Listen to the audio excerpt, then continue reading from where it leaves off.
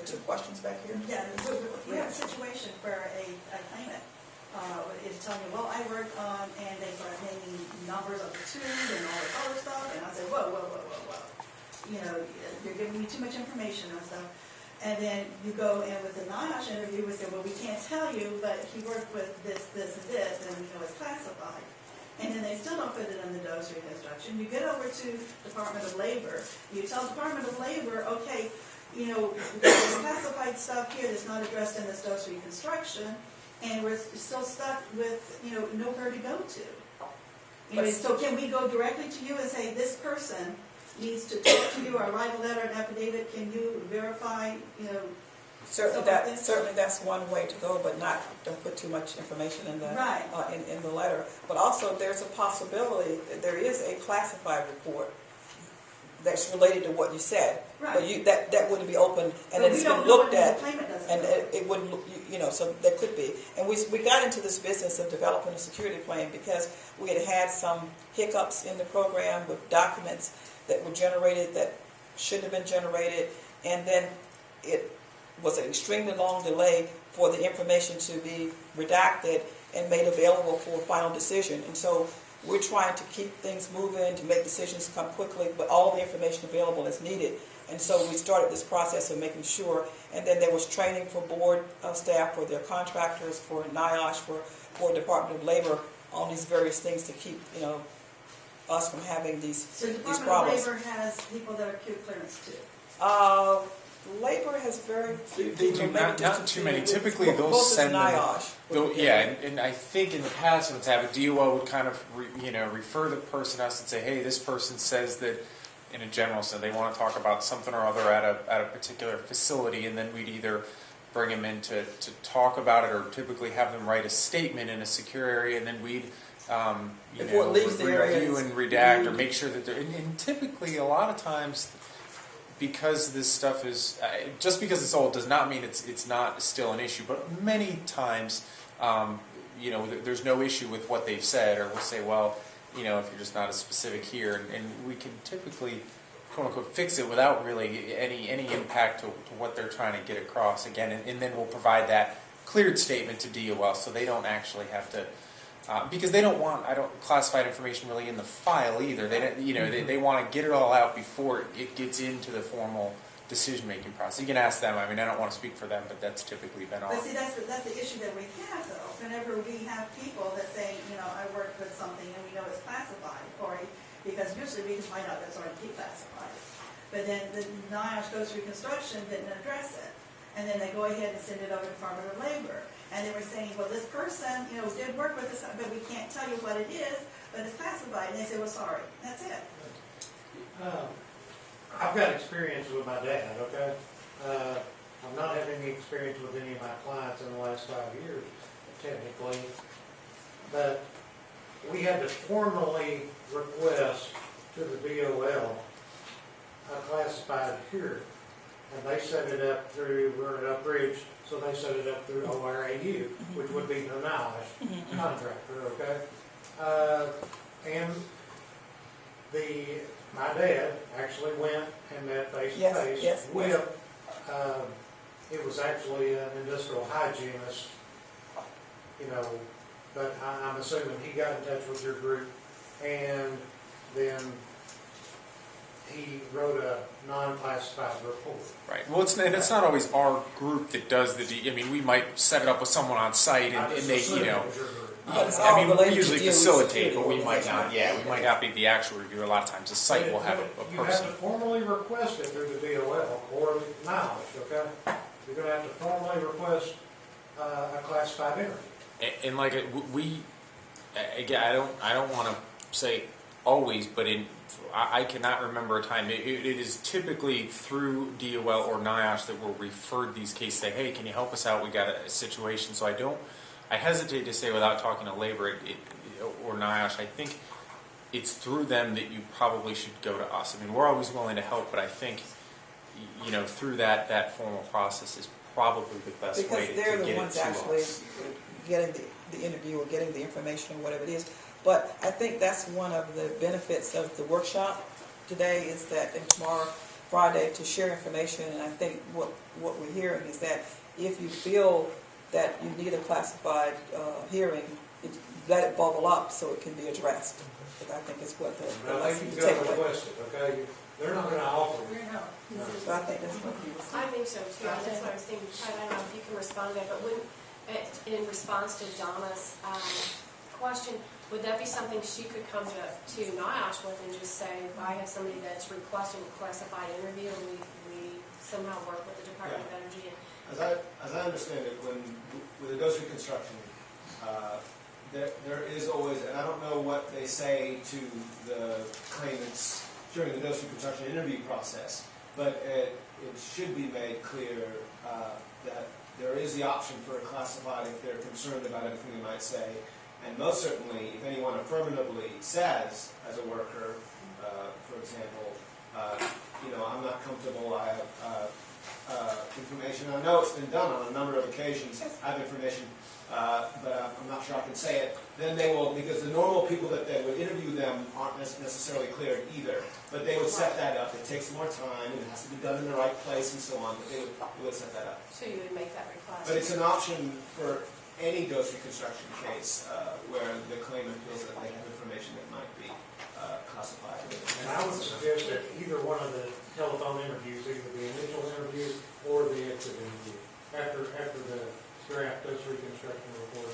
Well, yeah, I mean, it makes much more sense actually to do it in the initial interview, because that's what's the initial. I mean, that closeout interview is intended just to make sure nothing was missed at the end of the process, but the front end is when it really should be done. Yeah, and the initial caddy, I don't know, it's been a long time since I've actually looked at one of those, but I'm not sure that that's actually in there. I'm assuming it's not, Donna. It's not. You know, Donna, I don't know the status of that case right now, but absolutely, I mean, you can request a reopening, you all know that at any time on the case, and I think if that's something that you've noticed and that's something that needs to be done, I absolutely would go ahead and contact maybe the Department of Labor at this point and say you need to arrange that with someone. You have a question? Yes, they want to come into the Kansas City plant and interview some of my... They as in NIOSH? NIOSH is consultant, Cohen Group. Oh, the contractor. It's actually all of them. It's NIOSH people and Stanford and Cohen, the board's contractor, and it's several board members actually too. Okay, so they wanted to get inside of the plant, but and I would like to be a part of it. Now, I have had the highest levels of classified clearances in DOE, DOD, the Nuclear Regulatory Commission, Special Access Authorization, and I was top secret control officer, and I swear I have been clean ever since, but I have been debriefed. Could I get that one-day clearance to come in? See, The one-day clearance is, we would get the information from NIOSH or Department of Labor saying that they want to interview you as a part of this group of individuals for this classified. We're not the ones setting up the classified. and typically, the reason we're able to get these reinstatements without a whole lot of fuss and muss is because it's a one-way exchange of information. It's not. The interviewers are not supposed to be asking basically they're not supposed to be imparting any new classified information back to the interviewee. The reason we can give the clearance is because the interviewee already knows this stuff. It's just a matter of them saying it. And obviously, when they know it, they're just telling it to a cleared individual. When you get multiple people or people that may have had one clearance or another, it doesn't necessarily mean they were clear for that specific type of information, especially with the interviews. You don't necessarily even know where they're going to go. I mean, a lot of the interview process is kind of pulling a string and asking follow-up questions. So that's why the reason we're really able to do it without a whole lot of difficulties, because it's one way, and they're telling things they already know. Okay, well, what are the mechanics of me doing that? Who do I contact? Well, Wayne, I think. Oh, I'm sorry. No. Are you talking about wanting to be interviewed? No, one of the site experts. I want to be in there with my claimant. When he goes for the interview, I want to be there. I see. So that's a little. You're acting as an authorized representative. I want to make sure I have this understanding of what you're saying. So when Sanford Cohen Associates, which is the board's audit contractor, come in to do what they call site expert interviews, and perhaps one of your claimants that you represent, you're saying is going in for that interview, you would like to be present during that interview. Yes. Okay, you were not wanting to be because I'm assuming you did not work the Kansas City plant. No, but I have reviewed a I lot of gotcha. data. I gotcha. I had to think about that for a minute. So I'm assuming as an authorized representative, I mean, that's something that I was allowed to sit in on an SCNA interview for the 324, 325 stuff at Hanford. But they told me, we never got the classified. We thought we might because of my employee. We never got the classified. The classified guy said, we get to that point, my hand goes down on the table, everything stops. Because then they were going to clear the room But of as far anybody. as DOE is concerned, in our role in terms of setting up and being involved in the classified interview, it's a request that's coming from NIOSH and the board and others saying that we want. But he's talking about the interviews they're going to do for the SEC. And Right. so And so at that Hanford, they let me be there. But the classified guy who was there said, we get to that point, everything stops and I clear the room, and only myself and this person can be there. Right. Yeah, because with the classified, again, it's the one way. And so if you were there, then the individual, he already knows the information. And we've reinstated his clearance.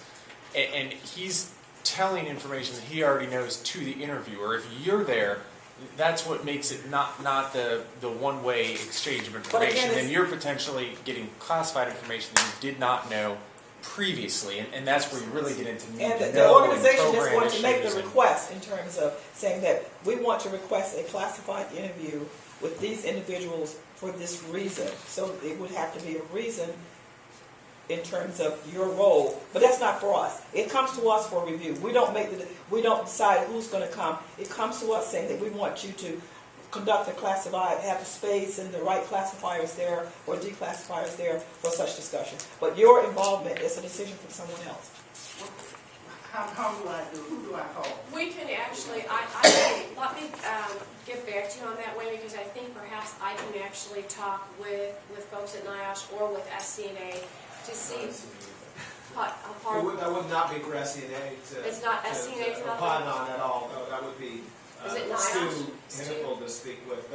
But I don't see how Stu gets around the issue that Craig's raising. They make a request to us and we look at this need to know. I understand. And is it the one way, is it meeting the requirement? So. And that's where you get a problem, the need to know, Yeah. I think, so. Because we're not. I don't want to be encouraging because I don't think it's a likely outcome. But. Two quick ones. She works at Hanford. And that was the non-classified portion. We never got to classified. He said he would clear the room if it got to classified. He said my hand goes down, the room gets cleared. If it's non-classified, then it would be a NIOSH kind of. It's up to.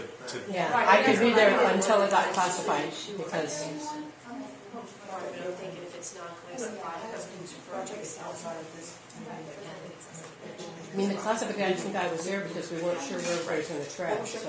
Yeah, I want to go back to the issue of the contracts and the subcontractor. I was just curious, how long are the contracts saying who's employed or who's hired to do the work retained?